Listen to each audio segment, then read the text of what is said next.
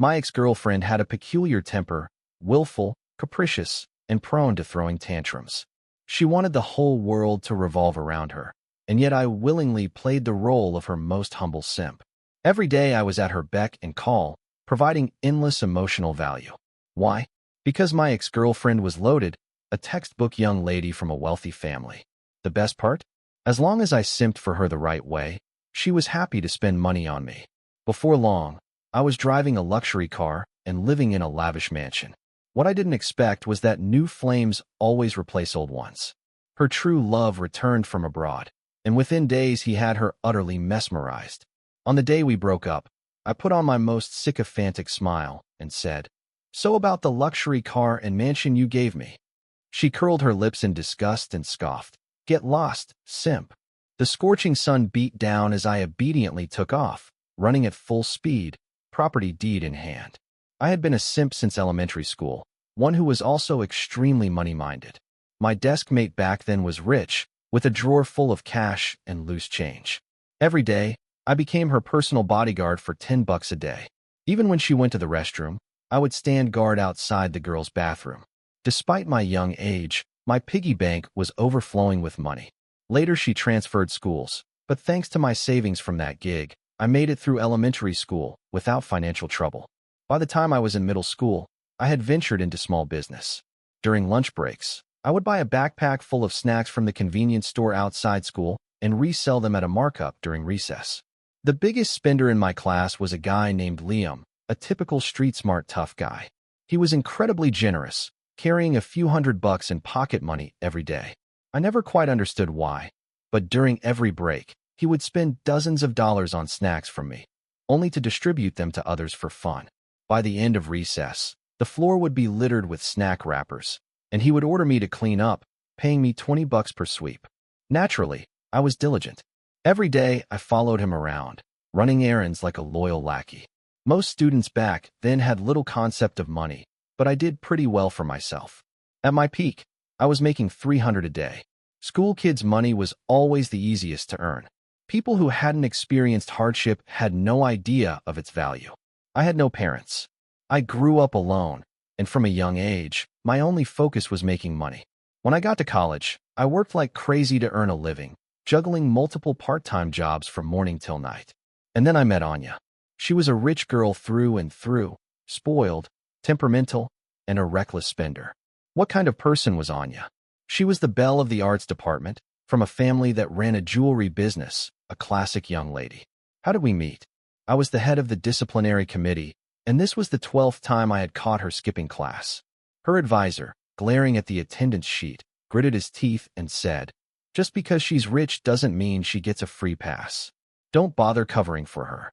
Since the instructor had spoken, I had no choice.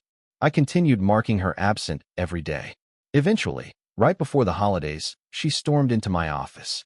She looked down at me from her high horse and demanded, "What's the deal with you?" I sighed helplessly. "Sorry, there's nothing I can do." She scoffed. "Nothing you can do? Ever thought of finding a way?" She lounged on the couch, looking at me with irritation. In the end, I did find a way.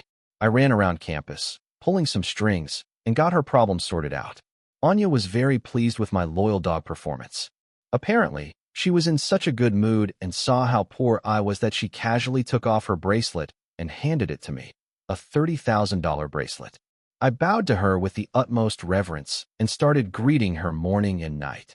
Then one day, she asked me, "Are you trying to pursue me?" I cautiously replied, "Miss, do you not like me messaging you? I won't do it anymore if it bothers you." He said nothing for a long time. Then finally a message popped up. "Your name is Kaido, right?" "Yes." "Do you know Liam?" "Yes, I do. He's failing a class too." I replied instantly. "Understood. I'll take care of it in the next couple of days," she responded. Thanks." Anya truly lived up to her wealthy upbringing. Immediately after, she sent me a $5,000 red packet, generous as ever. I accepted it without hesitation and replied with a polite emoji. Perhaps it was because I had taken too much money from Anya, but when we later started dating, she often complained that I didn't provide enough emotional value. Her most common complaint was, "Kaido, I paid for this. What else could I do?" Naturally, I had to improve my service quality. After all, I wasn't in it for the money from the start. If she wanted to be a little spoiled and demanding, wasn't that only fair? How did Anya and I start dating? It all goes back to Liam. Funny enough, he and I had quite the fate. We went to the same middle school, the same high school, and later even ended up at the same university. But after college started, our majors were completely different, so we rarely crossed paths. If we happened to run into each other, we'd nod in acknowledgement, but that was about it. Then one night, deep into the late hours, Anya called me. "Do you have a car?" she asked. "I do," I replied.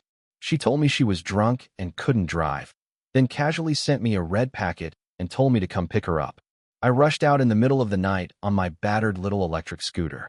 The moment Anya saw it, she burst into laughter. "This is my first time riding one of these." Scratching my head awkwardly, I offered, "Want me to call you a cab instead?" She pursed her lips. "Nah, cabs are uncomfortable. The scooter is fine. At least I can get some fresh air." I picked her up, but before we even got back to campus, the drunken antics began. Half crying, half muttering, she rambled. "He's so cruel." I mustered the courage to confess, and he didn't even consider it before rejecting me. Anya grew more and more upset, and before long, she simply hugged my waist and fell asleep against my back. I froze.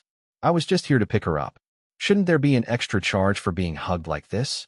When we arrived, I leaned down to unbuckle her helmet. She lifted her head, her cheeks tinged red from the wind, her delicate features so stunning. I couldn't look away. At that moment, my heart pounded wildly, my breathing grew unsteady. I had a sudden premonition. I was about to strike gold. Without hesitation, I blurted out, "How about you just make me your boyfriend?" She rolled her eyes in disdain and didn't answer directly. Instead, she shoved a luxury car key into my hand and said, "My boyfriend can't be picking me up in something this shabby." Suppressing the grin threatening to break out on my face, I respectfully accepted the key and watched her head upstairs. Of course, I knew she had only agreed because she was upset and needed a rebound to make herself feel better. But so what? I was a tool, sure, but I was a tool with a salary. That night, I stared at the car key in my hand, growing happier the longer I looked. Eventually, I fell asleep, grinning ear to ear. I had a girlfriend now, but only Anya and I knew about it. She never mentioned it, and neither did I. Whenever young lady summoned me, I was always at her service. Not for love, but for the perks. Dating her didn't cost me a dime. In fact, she'd send me money, telling me to dress properly before meeting her. I had upgraded to a life of free meals and drinks. Sometimes we'd dine at high-end restaurants. She sat there eating gracefully, the picture of someone raised in luxury. No matter how exquisite the food was, she ate slowly, savoring every bite. She couldn't stand watching me devour my food. After just a few bites, she'd wrinkle her nose and scold. "Were you reincarnated from a starving ghost?" I had no comment. If she had ever been an orphan, she'd know I could be even hungrier. I chuckled sheepishly, slowed my pace, and took smaller bites. When I saw she was no longer annoyed, I quietly resumed my meal. At social gatherings, I kept a low profile, focusing entirely on eating, making silent profits, so to speak. If someone called my name, I'd look up, smile, and answer politely. Once they lost interest, I'd go back to eating. I was well behaved. On my birthday, Anya transferred me money, telling me to rent a yacht for the occasion. "Gotta keep up appearances," she said. So I did. The yacht was massive, and the sea breeze was refreshing. I closed my eyes and made a silent wish.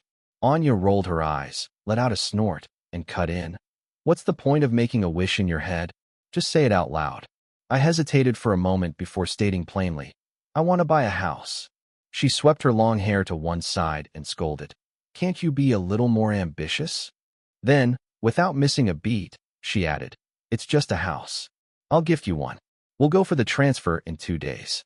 She lowered her gaze and continued scrolling through her phone as if she had just casually mentioned the weather. The sunset at the dock was breathtaking. The evening breeze brushed past, and on impulse, I turned my head, suddenly wanting to kiss her. I didn't want the house. I could save up and buy that myself. Right now, I just wanted to kiss her. I had barely reached out to pull her into an embrace when she abruptly stood up. She had received a voice message. I didn't catch what it said, but she frowned slightly and muttered, "It's getting cold. Take me back." Night had fallen. Without waiting for my response, he got off the yacht and left in a hurry. Later, when I got back to the dorm, I found out that Liam had dislocated his shoulder while playing basketball and had been sent to the hospital. I leaned over just in time to see a photo someone had taken at the hospital. Anya was standing right there beside him. I suddenly remembered the cake I had left unfinished. After a long pause, I let out a yawn, grabbed my phone, and climbed into bed. For a few days, Anya was busy, and I didn't message her either. Then came the day Liam was discharged from the hospital. Anya texted me, asking me to join her on an outing, a mountain hike. When we got there, I realized they had come in 2 cars with exactly 8 people. I was the 9th. I froze for a moment. Everyone was already seated, and no one said a word. The awkwardness was almost tangible, but since I was already there, it felt even more awkward to turn around and leave. Anya glanced at me, frowned, and then shifted her gaze toward a nearby sightseeing shuttle. Liam reached out and grabbed my arm. "Hop in, man. We can squeeze together." He was sitting in the back seat, and there was a bit of space, but he had only just gotten out of the hospital and was clearly not feeling his best. I quickly shook my head and smiled. "It's fine. I'll just take the shuttle. It goes all the way up anyway." Liam looked at me for a long moment before finally letting go. Their cars drove off, leaving me alone in a pavilion. It wasn't peak tourist season, so there weren't many people around, just me waiting by myself. After a long while, the shuttle arrived. I boarded it, and by the time I reached the summit, the group had already started their cookout. They were all rich kids, second-generation wealthy types, most of whom I didn't really know. Maybe I dined with 1 or 2 of them before. I found a corner and sat there. From noon until late afternoon, they were grilling skewers. Occasionally, someone passed me one, and with the nice view all around, I ate until I was half full before taking in the scenery. I thought it might be nice to go exploring with Anya. Trying to be helpful, I approached her with a smile, telling her I planned to walk around, and asked if she wanted to join me. But she seemed preoccupied and wouldn't even look at me. She just shook her head. The mountain air was refreshing. Coming from an orphanage background, I rarely got the chance to travel or have fun. I wandered around for nearly an hour, guessing they'd be done eating soon. Then I headed back. But what greeted me was not what I expected. The campsite was empty. Everyone was gone. In that instant, I realized that no matter how thick-skinned you are, there's a limit to what you can endure. It was already dusk, and the shuttle had stopped running. I had no choice but to walk down the mountain. With the sun setting behind the hills, there I was, alone on the winding paths. Halfway down, my phone died. Hanging my head, I took it step by step. The path reminded me of the time I ran away from the orphanage as a child. Same dim light, same gradually blurring surroundings until they vanished into an impenetrable darkness. I couldn't find my way home back then, and my father never returned. Lost in thought, I missed a step and nearly slipped off the edge. My heart hammered in my chest, and I blurted out, "Anya." But all I heard was my own echo reverberating through the mountains, followed by silence. I sighed, unable to fathom why she was acting so stubborn. Steeling myself, I got back up. The moonlight filtered through the darkness, guiding my way along the narrow trail. I walked the entire night, thinking all the while. When morning finally came, I spotted a bus stop. The driver helped me charge my phone a little, and he nearly jumped when he saw how disheveled I was. "What happened to you?" he asked, alarmed. "Did you get hurt on the mountain? Why didn't you call 911? I waved my dead phone. "I forgot to check the battery. It died on me." He sighed. "Next time, let your family know before you head out. If you go missing, they'll at least know to call the police." I had no one to call. Not really. I just smiled. "Right. Thanks, sir." Only when my phone finally powered on did I see Anya's message from the night before. "Well, keep wandering if you want. I'm leaving first." I let out a wry laugh, slumped into the back seat of the bus, and fell fast asleep. We continued meeting up for dates and meals every few days, and I kept providing her with endless emotional support until one day she apparently remembered what she'd said on my birthday. She actually transferred the property ownership of a small apartment to me. It wasn't very large, 2 bedrooms and a living room, never lived in, and probably worth next to nothing in Anya's eyes. But to me, the day I got the deed, I felt an overwhelming urge to kneel on the spot in gratitude. She rolled her eyes and said, "Is it that big of a deal? It's just a tiny apartment. Can't you have a bit more ambition?" I looked her in the eye and replied, "Anya, You just don't understand. I was still in the discipline committee at school, and she kept sending me red packets whenever she had no classes. I'd help Anya sign in so she wouldn't get in trouble for skipping. She didn't ask much of me, just that she avoid any more attendance issues. I took my job seriously. When the new year came around, as usual, everyone else went home. I didn't, because, well, I had no home to return to. This year, however, I went to the little apartment. It was simply furnished, no TV or anything, so I figured I'd head out before New Year's Day and buy one. While I was browsing in the electronics store, I ran into Anya. She brought her younger sister along, a cute little girl around 8 or 9 years old. Anya looked frazzled, on the verge of being driven crazy by her sister. The moment she spotted me, her eyes lit up. I hurried over, all sycophantic smiles. "Young lady, any instructions?" she asked. "Do you know how to fold paper cranes?" I nodded. "Piece of cake." She said, "Then teach her, will you?" "Of course," I nodded eagerly. That's when I noticed the little girl holding a piece of paper. She looked so upset she was practically crying, but once she heard I could fold it for her, she handed the paper to me. It was just a regular piece of colored paper. I folded it, and with the paper crane in hand, the little girl dashed off to play with other children. Anya scowled. "What's so special about a cheap piece of colored paper?" I said, "If someone truly loves something, no matter how cheap it is, it's still a treasure." She let out a snort. "So you're here shopping?" I smiled. "Yeah, planning to buy a TV." She said, "Then take me along. I've got a card in my bag." With that, she handed me her purse and shopping bags to carry. The meaning was obvious. Young lady was going to buy me a TV. I accepted with gratitude flooding my chest. "Thank you, Anya." She huffed proudly. TV was great. Anya was great too. Still, the two of us didn't quite qualify as boyfriend and girlfriend, maybe just friends or acquaintances. I was a junior now, already 21. That New Year's Eve, I made dumplings all by myself and watched the fireworks outside. The street was full of young people running around with fireworks in hand. I mingled among them, carrying my own fireworks to the riverside and watching them light up the sky. Back at the orphanage, every New Year's Eve, we'd finish dinner early and head to bed. No one could sleep, though, because we all waited for midnight when the fireworks started outside. We'd crowd around the small window and watch. At first, only one kid would cry, then everyone would start crying silently, tears tracking down our faces as we gazed outside. We didn't want to upset the caregivers who looked after us, but deep down, we still missed home. Now, watching the fireworks here, my eyes grew misty again. All around me, people laughed and celebrated as the sky lit up. I closed my eyes, smiling to myself. Just then, someone tugged at my sleeve. I glanced down. It was Anya's little sister, Yuki. She clutched a toy tiger, wearing a little tiger hat, her eyes bright as stars. In a childlike voice, she said, "Big brother who folds paper cranes." I asked, "What's your name? Where's your sister?" I lifted her into my arms. My name is Yuki. My sister's over there." Following her gaze, I saw a familiar group of people, the same crowd from our mountain trip. Anya stood in the middle of them, looking so happy. They bought loads of fireworks, painting the night sky red. The display was grand, and I could have joined in. I set Yuki down, made sure she ran back to the group, then backed away and left. On New Year's morning, around noon, someone knocked at my door, waking me up. It was Anya. She pushed Yuki toward me. She insisted on coming to wish you a happy new year. I was speechless. Yuki, looking up at me, said, "Happy New Year, big brother." I never expected anyone would come to give me a New Year's greeting.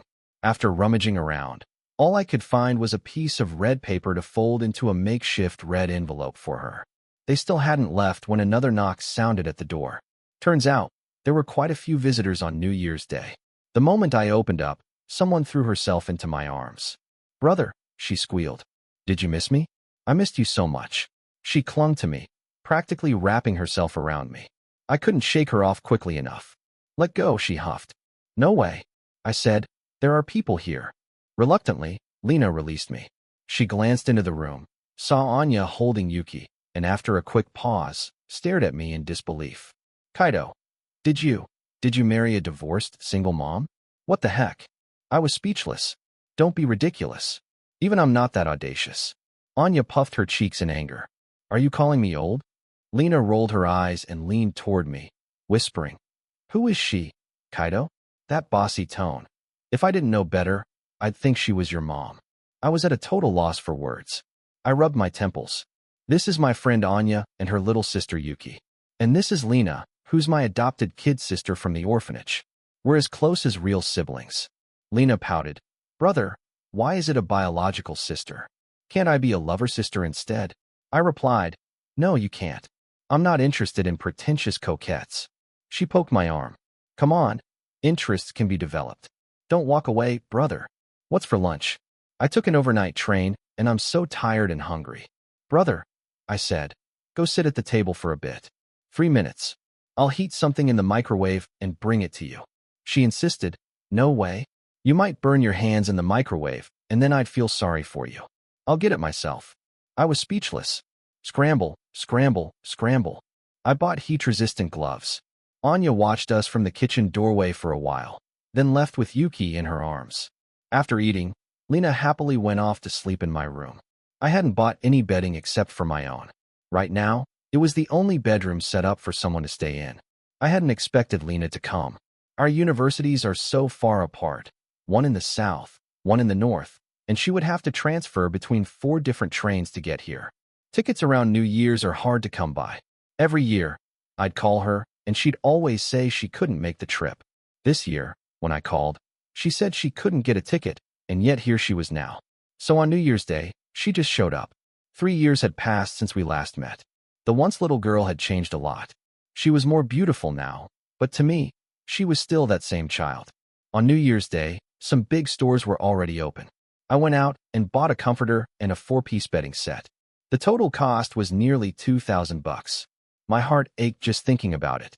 Lena's bedding had to be decent. She has allergies. I remember her first day at the orphanage. She was assigned the bed next to mine, and I was told to look after her. She ended up having an allergic reaction in the middle of the night. In the morning, I looked at the girl beside me, swollen like a pig, completely dumbfounded. After a moment, I finally reacted and hurriedly carried her out the door.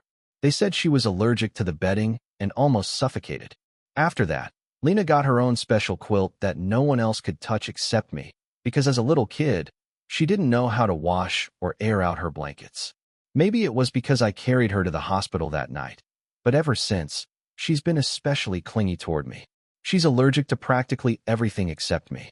It was like she was glued to my side, refusing to be separated. When she was small, it was okay to hold her, but now she's grown up. It's not exactly appropriate for her to hang off me all day. Lena woke around 8 in the evening, stumbling out to find me half asleep. The moment she saw me, she instinctively tried to snuggle into my arms, and I had to push her away to remind her of her surroundings. Brother, good evening, she said. Heat up your own food, I told her. Remember to wear the microwave gloves. Your room is next door, she asked. Brother, do you want to check my suitcase? I frowned. Why? She said. I brought you a present. I made it myself. Curious, I opened her small suitcase. Inside was a neatly folded scarf. Brother, Happy New Year, she said. I looked at the scarf and smiled. Happy New Year, she added. There's also a bank card hidden inside. The pin is your birthday. Confused, I blurted. Why are you giving me this? What are you trying to do? It's really not necessary. She insisted. Brother, you must take it. It might not mean much to you, but it's very important to me. It's not because I'm in love with you, because if you ever want to get married but can't afford the dowry, at least I could help. Even if you don't marry me, I'll always be your family, brother. I haven't visited you all this time because I didn't have the money. I was afraid I couldn't gather enough for your bride price and wouldn't dare see you. Brother, finally I can come. It's been years. I've missed you so much. Biting my lip, I said, take your card and get back to your own room. She teared up, choking on her words. Brother, are you planning to give me the bride price? That's so touching. I was speechless, my head buzzing. Finally, I pinched the bridge of my nose. If you keep up this act, you're not getting any dinner.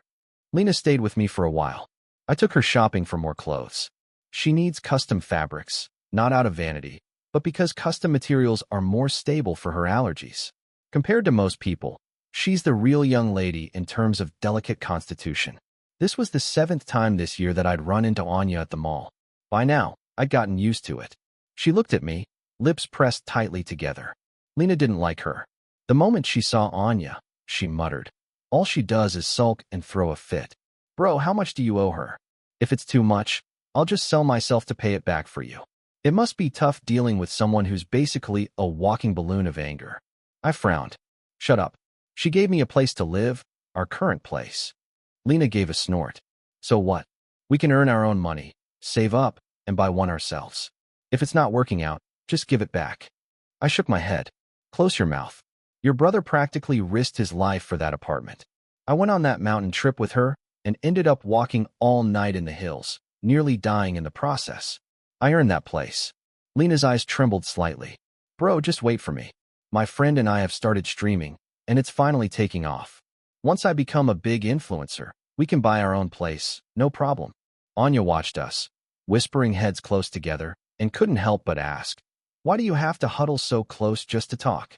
Lena mumbled under her breath, "We're trash-talking you." But then she looked up with a bright smile. "Anya, sometimes it's better not to be too dramatic.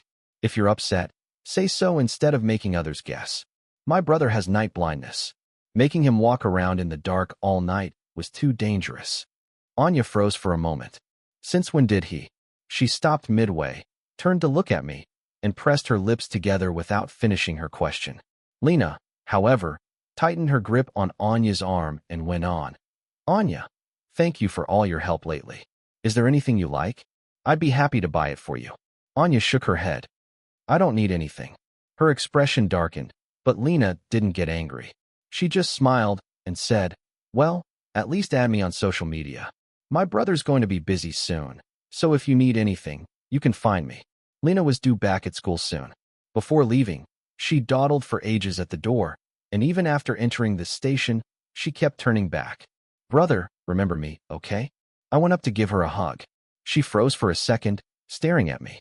"Brother, is that your way of responding to my feelings?" I didn't answer. I just slipped her bank card back into her pocket. After a long pause, she finally hugged me back. Only when she'd passed through security did I point to her pocket. She reached in, went stiff, and gave me a wounded look. Brother, come back here. Take the card, brother. Don't go." "Excuse me, sir, can I go through just once more?" "Brother, look at me." I pretended not to hear and strode off. Not seeing Lena might have been easier. When we're apart, we share a few things and occasionally think of each other, but the emotions aren't so heavy. Once we see each other, though, goodbyes become impossible to bear. No matter what I do, I can't stop the ache in my chest when we part. As it turns out, Lena's bank account holds a whopping $880,000. Apparently, she never spent a single cent of the money I'd given her. After Lena left, my new semester started. Since I was planning to go to graduate school, I decided to resign from my position as department head. I thought of Anya and specifically reached out to let her know. After all, the red envelopes she used to send me wouldn't work anymore. She'd need to contact our advisor or someone else if she needed help. It took her a long time to reply with a single word. "Okay." That was it. I didn't think much of it. Anya stayed out of touch for a long while. Then one day, I heard she had started dating someone. I assumed it might be Liam, but it turned out it wasn't. Apparently, she was seeing someone within her circle of wealthy, second-generation friends. I wanted to confirm one last thing, so I took my property deed and went to see her. At the time, Anya was in the yard of a villa, having afternoon tea. There was a man by her side, and when he saw me, he frowned. I hesitated. "About this apartment." Anya bit her lip. "Kaido, did you come here just to talk about that?" I wavered. "Not only that. Also the car you used to have your boyfriend pick you up with back when we spent time together. Since we were never really together, it doesn't feel right for me to keep it." "Kaido." She was genuinely furious. Her face turned bright red, and she practically exploded. "You came to me now just to burn all bridges?" I answered quietly, "No, that's not it." She fumed. "I don't want to see you right now. Could you just leave?" I froze for a moment. Then, after a long pause, I said, "Sure." So I left with the deed. On the way home, I decided that place was basically my humiliating payoff. If I keep being a loser, the only thing I'll win is the Biggest Loser award. Clutching the property deed, I headed home happily. If I didn't keep it now, I'd never get anything later. Even selling the apartment would net me $1 million or so, enough to buy Lena a ring someday. Later, around graduation, I bumped into Anya again. She was wearing a beautiful graduation gown. As we passed each other, she grabbed my sleeve. She asked, "Kaido, was there ever a moment when you actually liked me? Just because you liked me, not for my money." I thought for a moment, then sighed. "Anya, the truth is, you're liked because of your money." She frowned. "What's that supposed to mean?" I replied, "Anya, you're generous. That's how I could ignore all the insults and tantrums you threw. If it weren't for your money, who could put up with everything you do, especially the way you have no boundaries with other guys? Who'd want to be with someone if they're always afraid of being cheated on?" To be honest, when a woman willingly spends money on a man, it often creates the illusion that she must be head over heels in love with him. So when you gave me those things, I fell for that illusion. I thought you had to like me. But I soon understood that none of it really mattered to you. You just don't have a sense of money. It was like throwing a bone to a dog. I get it. But real love shouldn't be like that. Real love isn't about feeling like the other person owes you so you can throw a tantrum anytime, anywhere without caring about their feelings. Even when I was stranded on that mountain all night, you didn't realize anything was wrong. I hardly know anyone in this city, and the moment I nearly slipped down the mountainside, the first person I thought of was you. I kept telling myself Anya was just acting spoiled and would come find me. If I didn't call for a whole night, maybe my phone died and we missed each other's messages.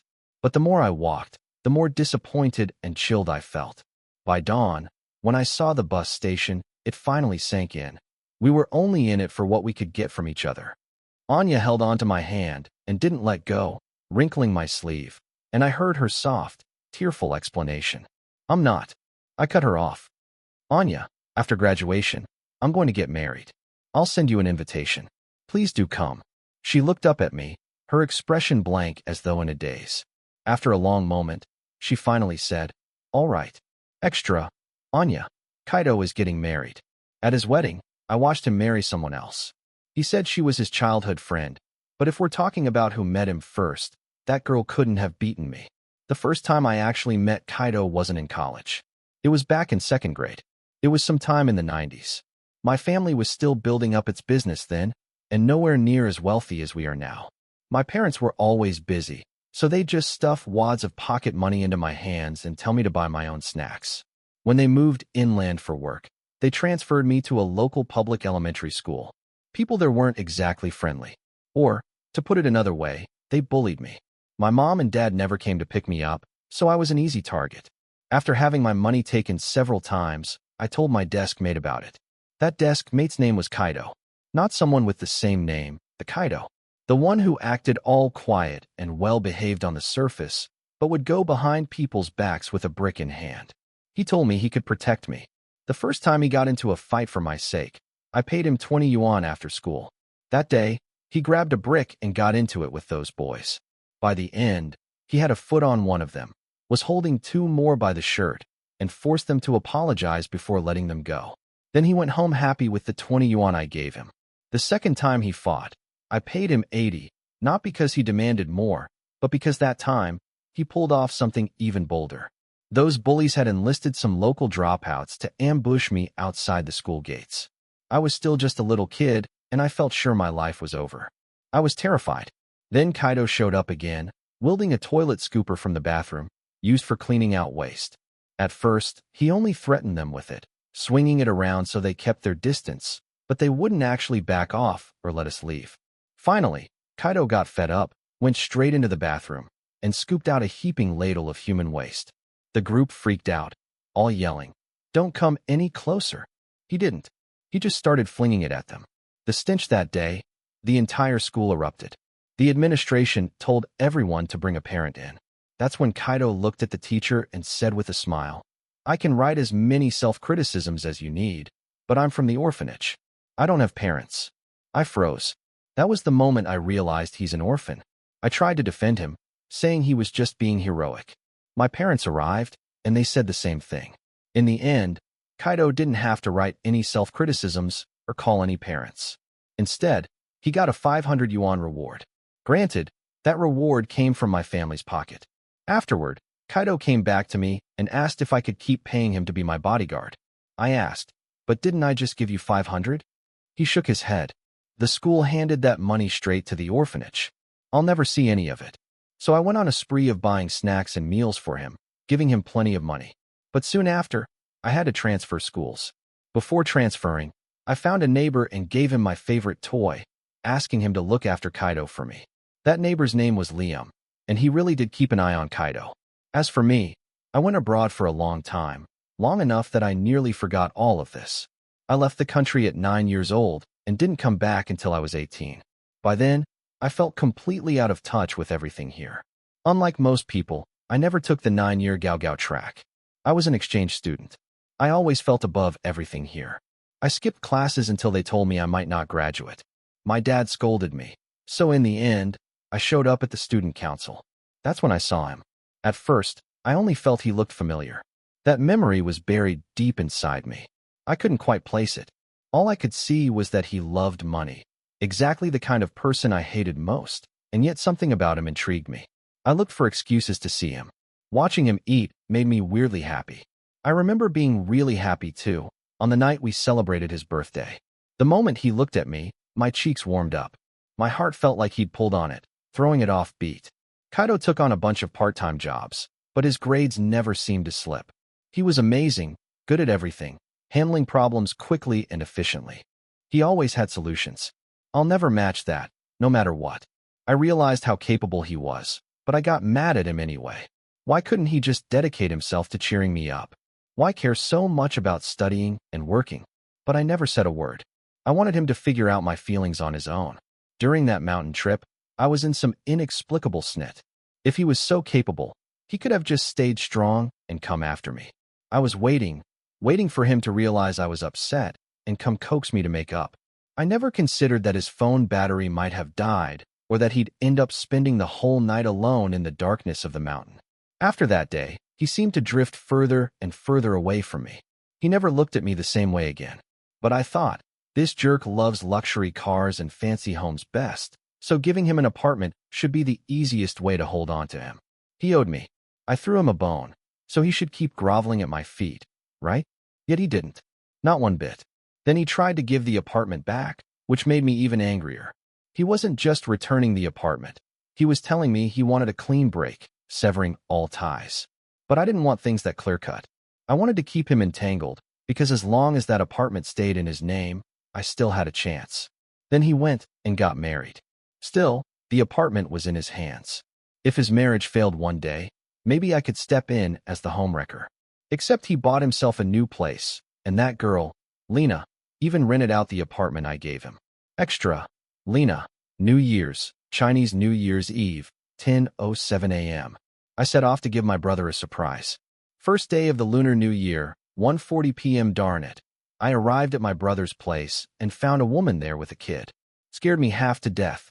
Let me hug my brother to calm down. In the living room, what's this? It's my dearest brother. Might as well hug him. In the kitchen, what's this? It's my dearest brother. Might as well hug him again. In the bedroom, what's this? It's my dearest brother. Another hug can't hurt. Heading out the door, what's this? It's my dearest brother. One more hug, please. My brother. My very own brother. Past, my parents aren't dead. They just didn't want me because I'm prone to allergies. They threw me away. I got lost and couldn't find my way home. So someone took me to the orphanage. It was my first time there, and I stared at everything in fear. The staff were busy, so they handed me off to a boy who was about my age. At night, I broke out in hives, red, itchy, and painful, but I tried to tough it out. Eventually, I felt like I couldn't breathe, like my mind was shutting down. By morning, someone was lifting me. That boy shouted, "She looks like she's having an allergic reaction. Call 120. I tried to force my eyes open, but couldn't. I reached out and grabbed a bit of his shirt. Don't abandon me. I won't do it again. He patted me, saying, I won't leave you behind. The ambulance will be here soon. I'll take you to the hospital and everything will be okay. When I came to, I was already in the hospital with my brother by my side. I reached out for his sleeve and fell back into a peaceful sleep. Later on, they bought me a set of pure silk sheets and blankets. My brother teased me for being fussy, reminding me that silk had to be hand-washed. He taught me how to wash them carefully, little by little. But since there was only one set of silk bedding, when it was being washed, there was nowhere else for me to sleep. So I snuck into my brother's bed in the middle of the night and didn't have any allergic reactions. It was strange. Somehow, if it was my brother's bed, I'd be fine. Even hugging my brother didn't trigger anything. Later, the doctor suggested it might be psychological, but I don't believe it. I just feel like my brother is my savior, the one who came to rescue me. My good brother. My hero. Marriage. Brother, hug me please. Baby wants a hug. Kaido replies, Lena, you're 22 now. I pout. What does a hug have to do with age? Kaido asks, then what does it have to do with? He pushes me away, but I don't give up. I say, it's about how much I feel like being hugged by you in this moment. Brother, guess what? I've prepared a lot of clothes. What clothes? I grin. You'll find out when you marry me. Extra. Liam. Purely Liam's perspective does not represent an omniscient viewpoint. Anya, what the hell is your problem? Even a dog wouldn't want you. So why the hell are you crying? Just because she's a woman, I'm not allowed to reject her confession? She really thinks having a bit of money makes her some kind of white, rich, and beautiful young lady that everyone automatically falls for? What a total Yandere. She's always picking fights and playing the moral coercion card. One little disagreement, and she's instantly mad. Then turns around saying she's a hopeless romantic who's bound to get scammed by men. Hopeless romantic, my ass. She's dated 18 boyfriends in a single year. Doesn't that make her clueless beyond belief? If I had to date someone like that, I'd charge for emotional damages. Otherwise, I'd be the sucker here. No way I'd ever want a girl like that, even if she paid me. She can only dangle money in front of Kaido just because he's an orphan. But trust me, if anything actually goes down, Kaido can run off faster than anyone. That clueless brat should just run away alone. She knew there were only 8 seats on that trip, but she still insisted on dragging Kaido along so he'd have to ride the sightseeing shuttle by himself. Who gave her the right to humiliate him like that? And leaving him up in the mountains. She clearly told everyone else to go so she could force Kaido to stay behind just for the sake of throwing a tantrum and making him apologize and coax her. Did she ever even see him as a human being? That's some twisted mind game right there. I tried calling Kaido 16 times, and then I found out he'd canceled his high school phone number ages ago. But my family does business with Anya's, so I couldn't just tell her off. It nearly drove me insane. When I heard Kaido finally got back safely, I could at least breathe easier. A word of caution, don't be fooled by that pampered princess's good looks. If you stick around, you'll end up her simp. The minute something feels off, run. If she tries to mess with your head, fight back. Magic against magic, you know? She never reflects on her own behavior. All she does is gross people out. If you hesitate, you'll be stuck, disgusted for life. I have trypophobia, and I really can't stand people who are full of schemes. And now she's acting all pitiful, waiting for Kaido. A piece of work like her can't even sort out her own mess. She still has to chase after Kaido? Well, Kaido could marry 6 times over, and it still wouldn't be her turn.